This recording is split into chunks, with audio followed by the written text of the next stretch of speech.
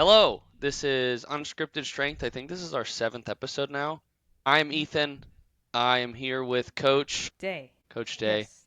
We're just gonna do what we normally do and riff about stuff. If you are watching for the first time, I am the lead trainer at a gym in Ore Valley where Day works with me, but Day does a whole bunch of other cool shit that she will get to. I figured we just maybe for the next few introduce ourselves again in case anyone's Yeah. watching. And I've been a trainer for 4 years, and then kind of as a job, I guess, as the thing I'm doing in my career. And then a lot of it personal experience around this kickboxing and other stuff before that. So I'll kick it off today, and then we'll just start talking about shit. Awesome. So I'm Day. Like Ethan mentioned, I work with him at Block Fitness as one of the coaches as well, up in Oro Valley in Arizona. I also work at the University of Arizona as a strength and conditioning coach and kind of taking a sports scientist role as well. Work in a lab as a PhD student, so doing research there, and also work as a sports scientist for a sport technology company called Connexon. So kind of dabble in different areas. I like the science behind things, which is where that exercise science background has been expanding more and more as time goes on. Yeah. What teams do you work with? Just so, because I think we've never really addressed that, or maybe we have, but very briefly. So might as well address it again. Yeah, so I'm on the Olympic sports side of things in college athletics. So when I was full time at the U of A, I worked with the swim team, the dive team, the golfers, and triathlon. So those are my main teams there. And right now I'm just working part time, and that's with the dive team and triathlon. Sweet. How long have you been doing Yeah. that? Entering, I believe this is my fourth year. I want to say it's maybe my third. Third at the U of A. In terms of coaching overall, it's been about like 10 years. Schnazzy, schnazzy. Yeah. Okay, so that's us. That's our intro again. Some of you know us, maybe some of you don't know us too well, so I figured we'd just let you guys know what the hell's going on here and that we kind of know what we're talking about. Day probably the most with No. her 12 jobs. But I'm going to start with a question real quick that I got from the Day and I were talking off camera about that my dear friend Shayla gave to us in one of our comments. So if you also want to leave more comments, we will answer those questions. I normally have them up when we're doing this so that I can bring them up. Day's got them up too or looks at them. So she asked, what are our thoughts on full range of motion? So taking a joint all the way through, what it does, versus a long length and partial, which is you stretch a muscle out and then work it. Is one technique better than the other in terms of max muscle growth? The quick thing I will say about this, and then I can let Day talk about it too, or Day will talk about it. I guess I don't have to let you talk about it. Thanks for giving me You permission. you got it, dude. You have my damn permission to do it. Hell yeah. I know you were looking for that. I don't think it matters for 90% of people. If you want to add it, add it. If you don't want to add it, don't add it. Try it out. With most of this stuff, you can, as you get more advanced, you can just try stuff out and honestly just kind of rip it, see how it goes. I would tell you to go look up videos on specific long, length, and partial exercises for certain muscles like the quads and the tricep. And so some of the joints that have muscle groups that cross two joints can be a little more complicated. You just have to stretch it in two directions sometimes, which can be more difficult than you think it is, and also kind of be a waste of time. Like you got to get weird setups to do weird things, or you have to do weird stuff like sissy squats, not on a machine, and keep your hips all the way forward, and then you have to try to load it, and it can just get kind of convoluted. But if you want to try it, be my guest. I love a laying down bicep curl with a slight incline so you can stretch your arms, or I think they're called Bayesian curls on a cable machine where your arms come back and you just curl forward. They're fun to try, so I'd say give them a shot. See if you like them. If you don't, sometimes it can be a little iffy on some joints, to be honest, the first few times you do it. So if you're in a really long lengthened position, it's going to be much lighter than you expect because your joint is maxed out and fully extended most of the time on both sides. So that's what I would say. Yeah, Now, Day, I you have permission to go. I appreciate you, Ethan. Thank you so much. I was I'll waiting bet. for that all day. So with the long length partials, it kind of got a lot of attention around like I would say like 2 years ago, 2 years ago. One of the people who popularized it a lot was Jeff Nippard, who's really big in like the natural bodybuilding space. And he's also kind of respected as like a science nerd bodybuilder guy. So a lot of people listen to him because he has a lot of credibility. The thing with long length partials, if you're someone who looks at studies and you're like basing this off of studies that are saying this is better for muscle growth, it's like, okay, cool. But you have to keep in mind that a lot of the studies are biased. The population that they're doing the studies on are very limited, and maybe the study's only 4 weeks, right? You're not going to see much statistically significant data in 4 weeks, and we know that. Maybe it needs to be a little longer. And I remember reading some of the research that was out saying that this is like the holy grail of like hypertrophy and, the new thing. I remember thinking like, okay, like I could see why people would buy in, but there were some stuff of the studies that I'm not like completely for. That being said, I did play around with it for a bit, mostly with like pull-up variations, where I was just like essentially just doing the bottom half of the pull-up, right, and not going all the way up.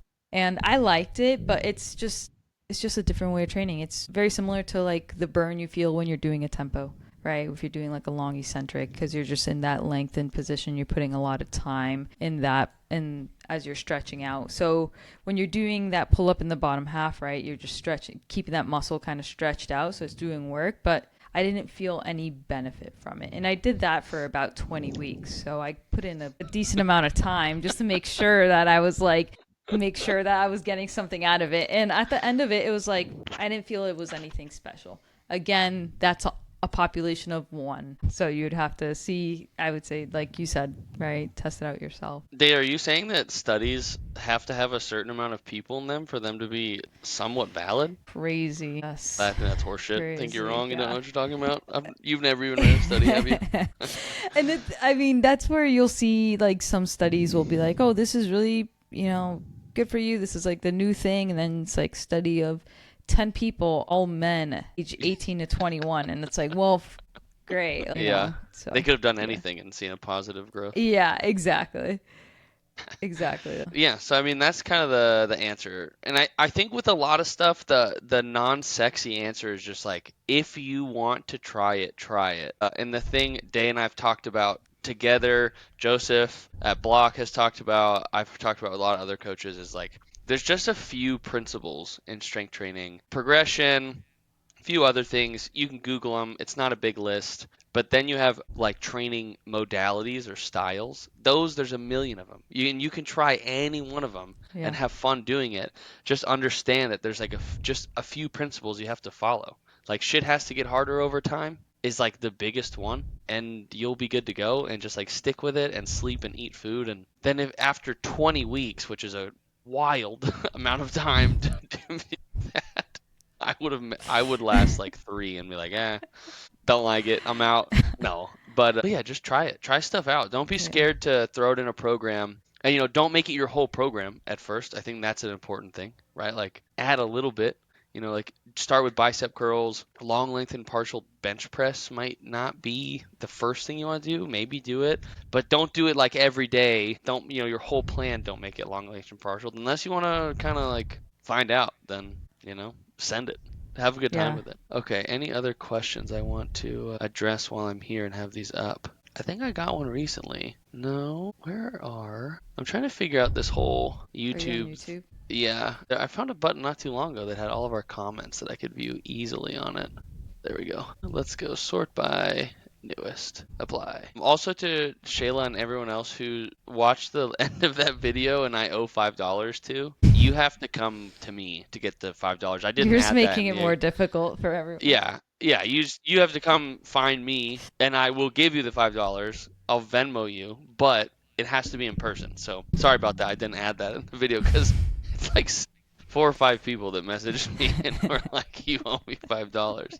Which also thank you, which means that people are watching the whole video, I which is know, wild. yeah. I think that was a good test. Well, at some point, Crystal, I don't know if you saw this, said, Day, can you get into more detail about VO2? Get all nerdy. So it sounded like a higher number was better. I think she's saying that when you were talking last, it sounded like a higher number was better.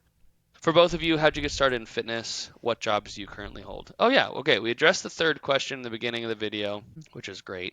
Let's go backwards because then you can just rip on the VO2 stuff. For both of you, how'd you get started in fitness?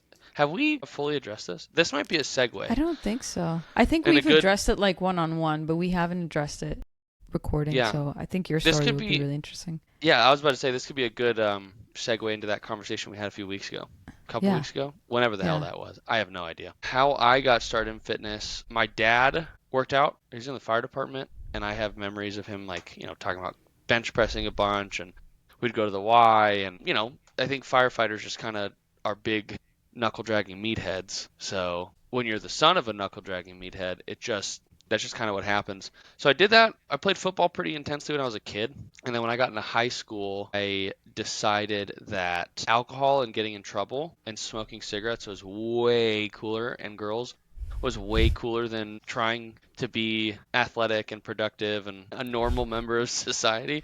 So then I spent from like stopped my 8th grade year playing football, and I think I'd won like 2 state championships or something, and I played Ironman football, so I was on the field for offense, defense, and all special teams. And then I got into high school, and I had a friend 8th grade year going into high school year that I smoked marijuana with for the first time.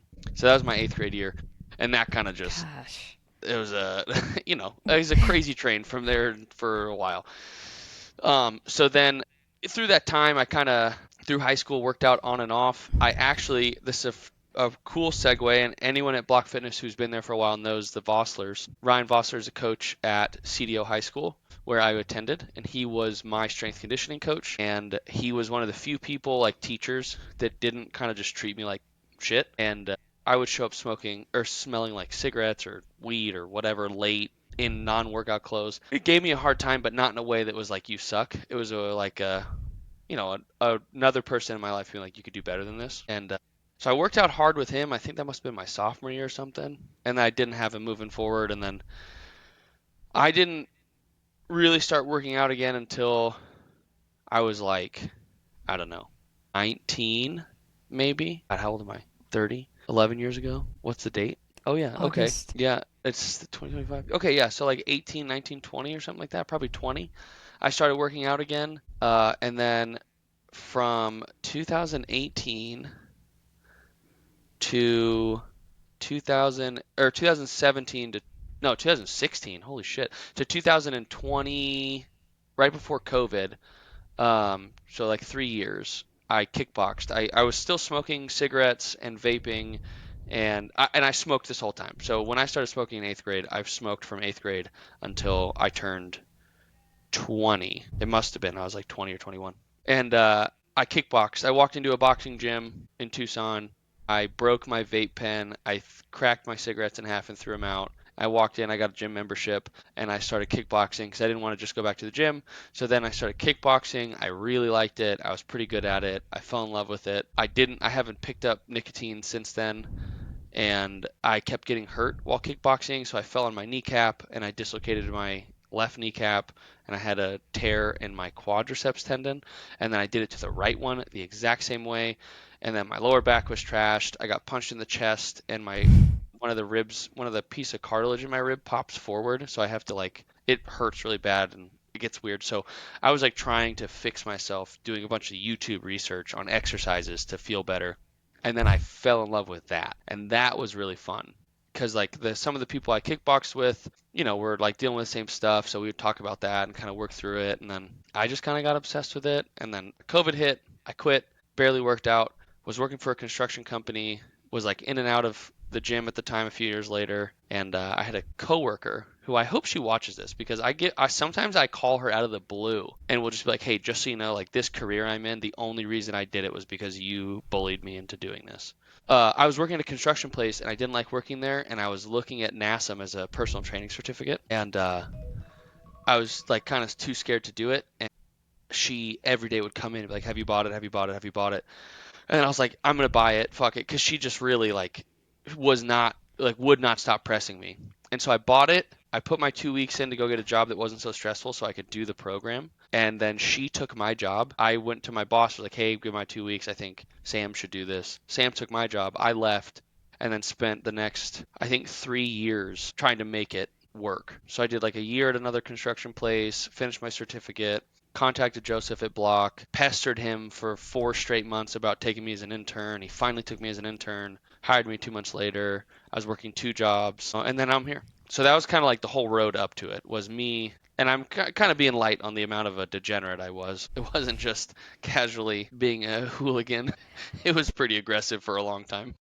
Did did Joseph hesitate to take you in? Uh, so when I messaged Joseph, God, I'm so bad with years. I've been there. I must have started 1, 2, 3, 4 years ago, 3 years ago, something like that. 21 maybe. I started. I As can't an remember. intern? Yeah, yeah, it must have been 21. I started, and I don't think he was hesitant. I don't think he had the room. So Ah, if okay. for all the people who are listening who were at the original Block Fitness, I don't know if Dave, if you ever saw it. I remember I drove by it once when I was food shopping at, was it Fry's that's right next to Yeah, it? Yeah. yeah. So it was in like a, and I might be getting this wrong, but like a 600 or 700 square foot studio. It was Oh. tiny. So the working floor space was like 400 or 500 square feet. Is nothing. And Joseph would just pack people in that building. And uh, when I first messaged him was right after he opened, right after COVID hit, and he was like, "I'm not taking anybody." So I actually messaged him like 2 days after, or a week or two after he opened, because I lived across the street at the time. Years later, I messaged him again and was like, "Hey, this is what I'm doing. I'm getting my NASM cert. I want to make this my career. Are you taking interns?" He said no. Don't have the space or time, whatever. So in my head, I was like, I'm just gonna message him until he says yes to me, because I don't want to go work at a box gym, because everything online was like, that's terrible. I want to work for like a locally owned place that I can like talk to the owner and like do stuff with, like make Mm-hmm. progress with. And I liked the brand, and I messaged him every 2 weeks for like I think 3 months or something, and he just kept saying no. And like 2 weeks later, I'd be like, "Hey man, totally get it. Just curious. Are you taking interns yet?" And then at some point, I think he messaged me and said, "Give me your number. I'm gonna call you. You can come in and we can do an interview, because you're clearly not going to stop messaging me." And I was like, and to be honest, I don't know if I've ever told him this. I think when he messaged me back and said yes, if I remember correctly, I was really close to being done messaging him, because I had pushed it far. Even my wife at some point was like, "Yo, you gotta chill, dude. If he wants you to intern, he will call you." And I was like, absolutely not. I'm just gonna keep in his face until he says yes to me. Yeah, that's funny. Yeah, and then he messaged me. I went and interviewed, and then I started my internship not too long after. And then I got Yeah. hired because a few of our coaches went on vacation. I think I was going to get hired anyway because we got along well. I think the clients liked me, and then a few coaches went on vacation. I think he was going on vacation maybe, and he needed someone to close. So he called me and was like, "Hey, dude, you want a job? I need you to close on Thursday." And I was like, "Say less. I'll take it. I will take it." And then I've honestly just pestered Joseph constantly for the last 3.5 years to give me more stuff to do. It's funny because now it's like he goes, takes his it was their honeymoon, right? Yeah, it And was like their literally honeymoon just trip. left the whole gym up like for you to take care Hmm. of. So that's kind of funny that, the Yeah. progression in that. It's kind of awesome to see though. Yeah, it was fun. I mean, it was I spent like 4 years in 3 years probably in like a very deep pit of overworking myself. But now we're here and everything was Yeah. fine, and that's in the past, so it doesn't even matter anymore, It you doesn't know? matter anymore. That Nope. doesn't it certainly that stress doesn't stay with you ever. I'm No. not balding, I don't have gray hairs in my beard or my head, nothing like that. Nope. So yeah, that's how I got started in fitness. I know it's a really long-winded question, but Day, how'd you get started in fitness? Unless you have a question for me, but I think I just took Yeah, I 10 minutes know. to tell I that do. story. Well, you were so the kind of spark was from kickboxing, looking at how to get better in terms of healthy, like how to get healthier. So Yeah, you and kind kick of people really fell in. hard. I want to be very Yeah, clear about that. I wanted to hurt people very violently, and I was like, how do I do that? How does one hurt people more? Is how I yeah, Googled that. which is great. That's a great question. The Google and now Chat GPT could give you some pretty solid answers. Shit. Yeah. Shit.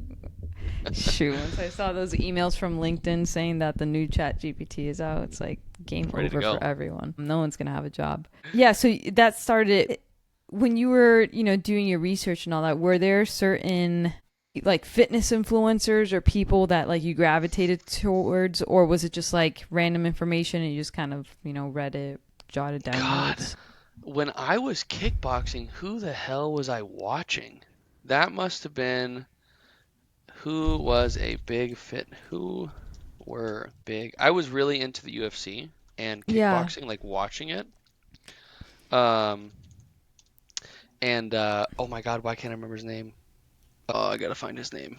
There is this British kickboxer, Liam Harrison, who I idolized, and Israel Adesanya, who Fire. was the UFC champion. I Yeah. watched him kickbox all the time when I was kickboxing. And Yeah. Liam Harrison, if any of you want to see one of the scariest British kickboxers you will ever see, English kickboxers, his name's Liam Harrison, and he is an absolute horrifying person to watch kickbox. He's 40 years old and just retired recently, and is just an absolute murderer. Just, there's different countries have like different fighting styles. Like if you watch boxing, Mexican boxers tend to have a very, very aggressive, violent boxing style, where a lot of American fighters play very defensive and strategic, kind of like Hmm. on the ropes or moving around. And that's not everywhere in the States, but countries have different fighting styles. And man, Liam Harrison just is absolutely, it's just like, I really gravitated towards watching people and fighting styles that were in the pit. Not Yeah. like, countering from afar, stepping back. It was like, how do I stand in front of this person and trade better than them and counter better than them in the pocket, up close? How do I overwhelm them? And so him, Israel Adesanya, I watched. I think at that time I also was really big into CrossFit. Not participating, but I got into CrossFit because a Netflix documentary came out, like the first one, or of like the CrossFit That games. was Those started cool. coming out. Yeah. My wife, who couldn't give a shit less about CrossFit, we watched those every year to see like Tia Toomey do what she did, and Yeah. Froning do what he did, and Frazier do what he did. Like everyone loved CrossFit and like the Yeah. the early and late teens. And then Athlean X, who is now I Oh think like yes. globally a little bit disliked by the fitness community in general. He's I think he's like the first for many people. yes, and Yeah. he's huge. And a Yeah. lot of what he has to say is good. And a lot of his stuff was like, hey, does your shoulder hurt? Do this, don't do this, try this, don't do this, blah blah blah. And I think, yeah, okay, I'm glad I figured that out. It had to have been Athlete X was like Yeah. the first corrective. Like I think he must have been the first big corrective person of like, try this exercise. Here's how like the basic and advanced biomechanics work of this movement or of this joint.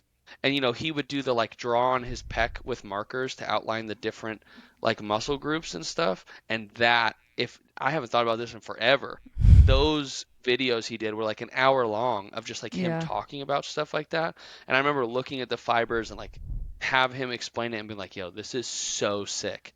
I Yeah. love this. So I'm watching kickboxers and the UFC, and I am watching Athlete X, and then eventually, and like Matt Frazier, Froning, Tia Toomey, and like the big CrossFit names, and then it must have been like Chris Bumstead, I think, and Gotta love that guy. I mean C-Bum is just He's obviously just one of the best bodybuilders to ever do it, but it's like he is so good. Like obviously a legend in the sport, but he's such a likable dude too. In a position mhm, that like normally people would be hated. Number one bodybuilder. Like I feel like mhm. many people in that position are just like disliked. And he is just such a likable guy. Yeah, absolutely. Bradley Martin. Yeah, Sorry, I'm yeah. just looking up names. Alan Thrall at some point. Yeah, I like Some of Alan the Thrall. calisthenics guys were good. Who else? Man, there were so many. That's so funny. Noel Dizelle. I don't know that one. He's a bodybuilder that's like super positive. Cool dude. Anyway, so those are the people. So I'd say Yeah. like Athlete X, the CrossFit people, Mm.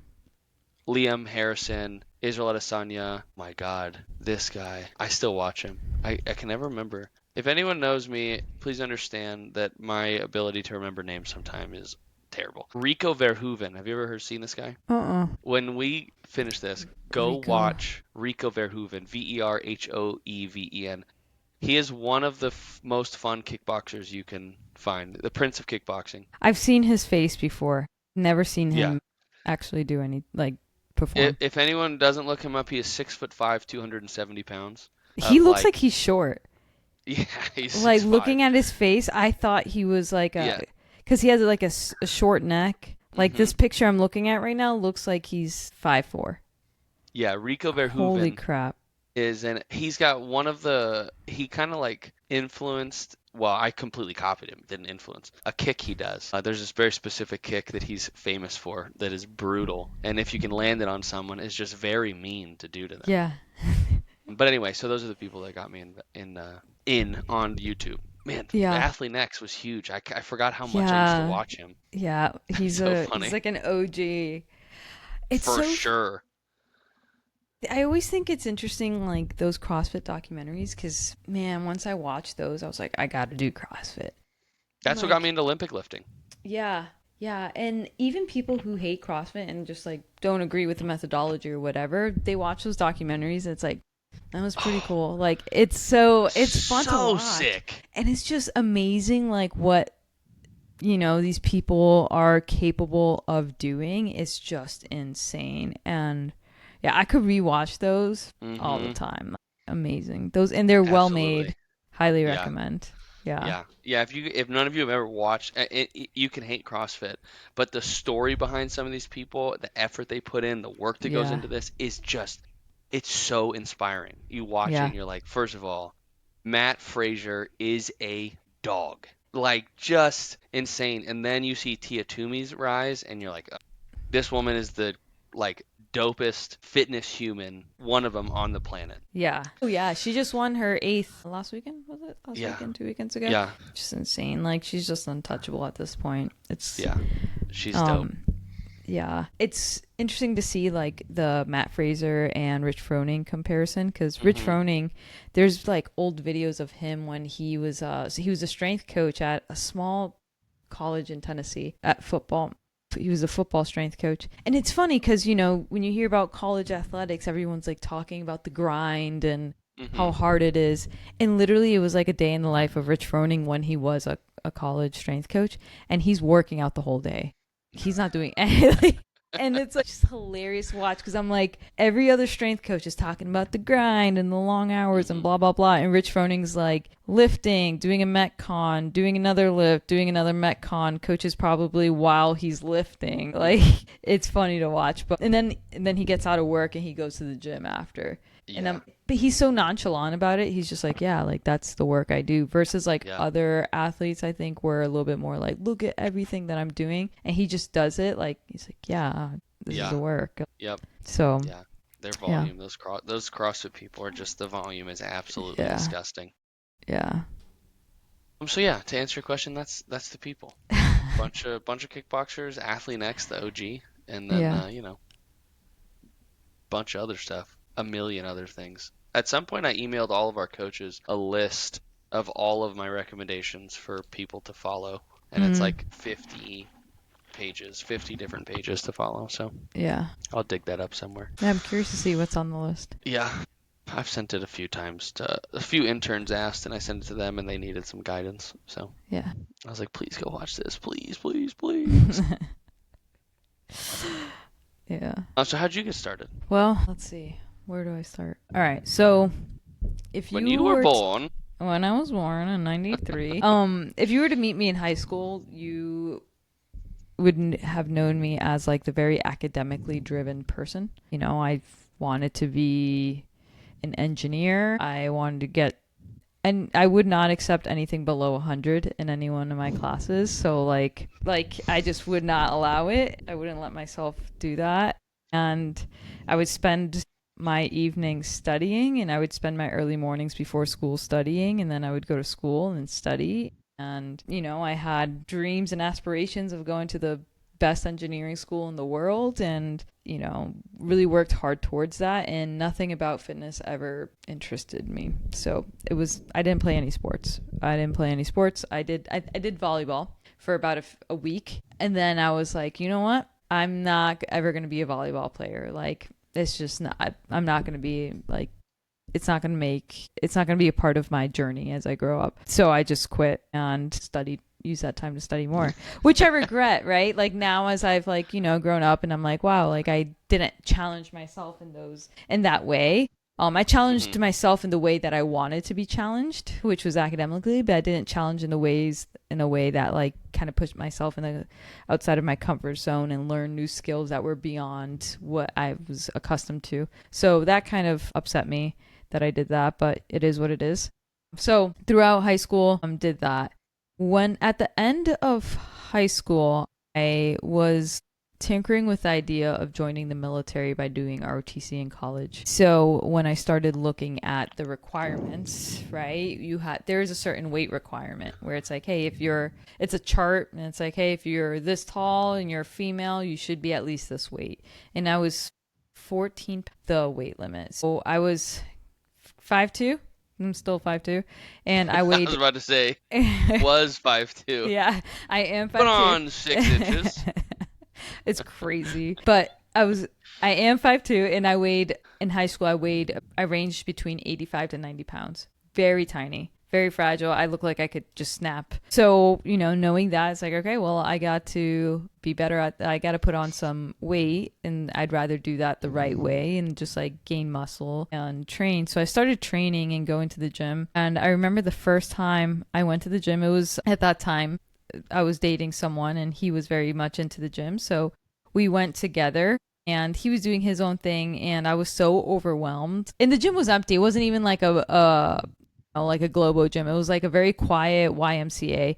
And I just remember being so overwhelmed that I like cried and left. And I was like, I don't want to do this again, right? Just Yeah. like, you're starting so far out. Like I couldn't even imagine myself like gaining any strength. Like I'm so far away from that. So it's like, it was like this sense of like just overwhelming, like, oh my God, like I'm so behind. Like I can't imagine all the work I have to do to get to where I like want to be. So that was super overwhelming. And then I got it together and started going. And then, leading up to college and all that, started becoming obsessed with strength training, and I started reading and studying all about that stuff and just going really into it. And in college, I was engineering student and I did ROTC.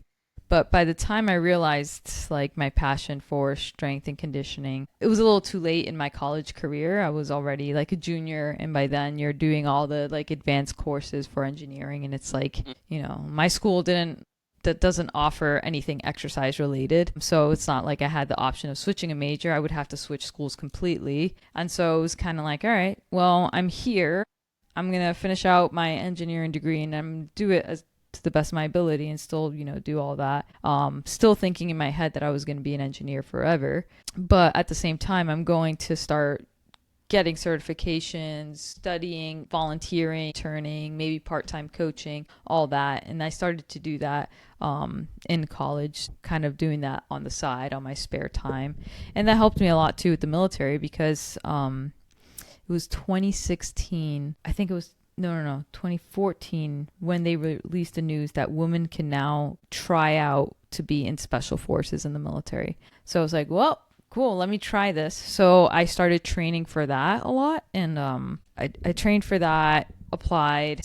I passed the physical test to, be able to apply. I applied and I got accepted to go to the training and all that. But eventually, having tough conversations with people, I realized that wasn't the path for me. Just because I really like fitness and, doing those things doesn't mean I should go into this really like crazy career field that is, it's a completely different culture.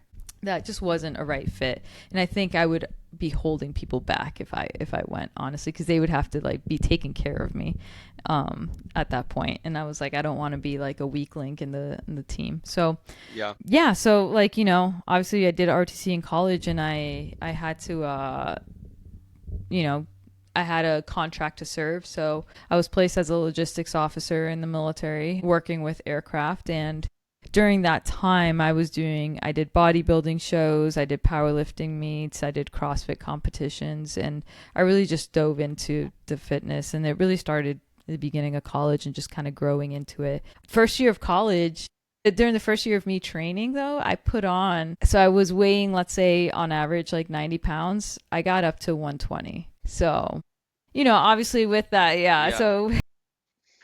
So with that, yeah, there was muscle growth that was there. There was obviously a lot of fat gain, but it was, yeah, I was able after that first year, I was able to already bench at least 115 pounds. I was able to crank out 70 push-ups in a minute. So I felt pretty strong. Yeah. And then it was been up from there. Yeah. Fun. So So it was just kind of standard, just, kind of keep working and keep digging into it and learning more. And I was super overwhelmed at first. But once I kept going, I just kept going. Was there something that, like you were saying that the first time you went to a gym, you like broke down, kind of had a little bit of a freak out moment. Yeah. Why did you go back and what made you more comfortable, if you remember? Yeah, I think I went back because like I just knew that I had to start somewhere. So it was like if I Mm. kept breaking down then I would never get to where I wanted to go. So it was like eventually it was like if I really wanted it, I had to just do it. Keep So trying. yeah, so it's like okay, have your little pity party. Just go next time and don't have the pity party. Yeah, Yeah, I think just have you tried just not having a pity party? yeah. It works really well. Just Have you don't tried throw the party. yeah. Have you tried not being soft? You should try it. And That's then like if someone's like, "Have you tried not just don't be anxious about it." And you're like, "Oh, okay. That's super helpful. Thank you so much. thank I'll you. That take was that. great. I haven't tried it." But I like when I started too, like don't get me wrong, I didn't start and I just like did everything right.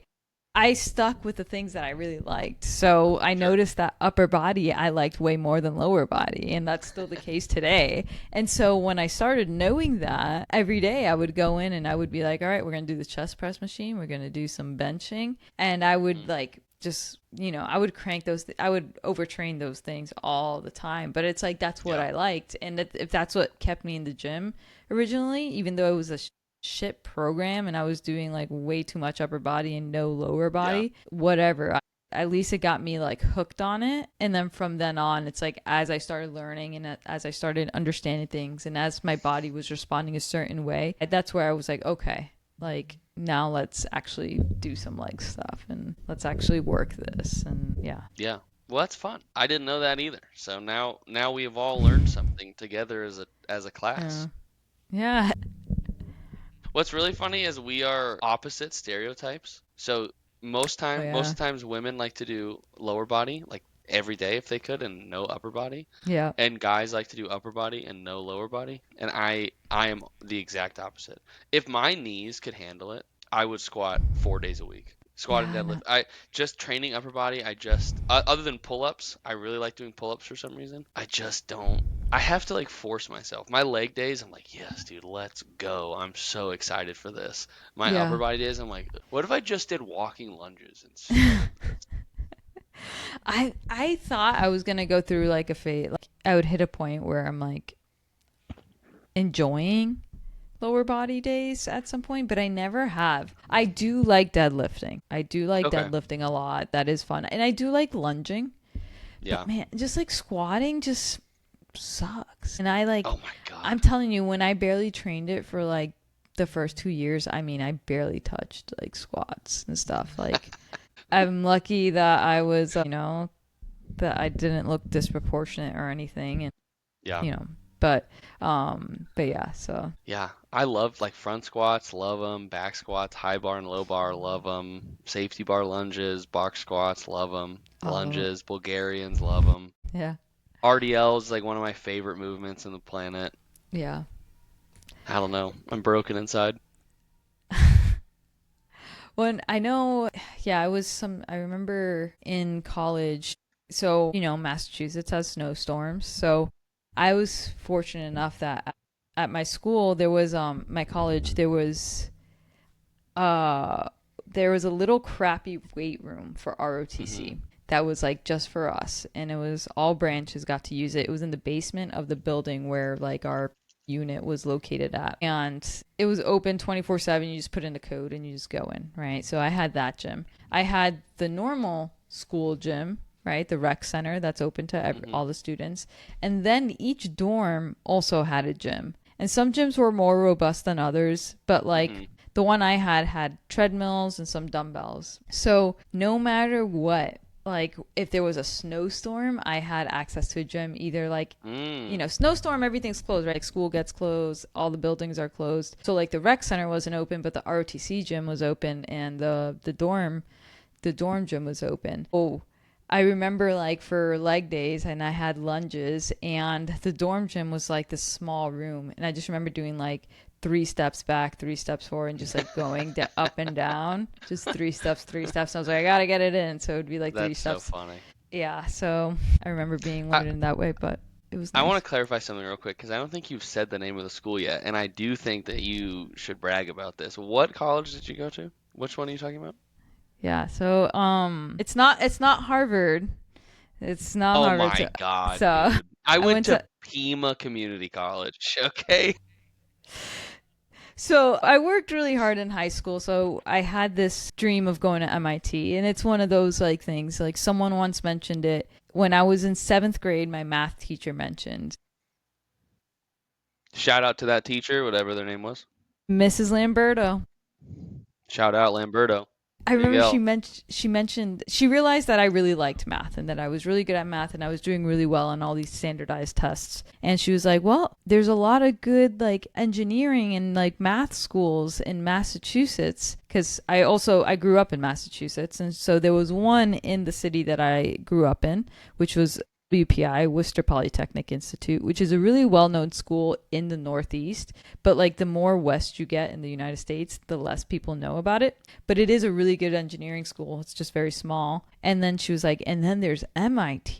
And she's like, that's the best in the world. And so I was like, I don't know what Well, it that's is where I'm or going. I gotta go there now. Like, and it's the middle child syndrome in me. I'm the middle child. I always have to like do something to get attention. And yeah, Hell yeah, dude. yeah. Shout out to the So middle child. yeah, exactly. Same, Are you a same. middle That's child? why I am. Yeah. Well, sort of. I have 7 siblings, so I was the Okay. middle for a long time, and then have had a bunch of others. Yeah. But being the middle child, that's why I decided Pima Community College was for me.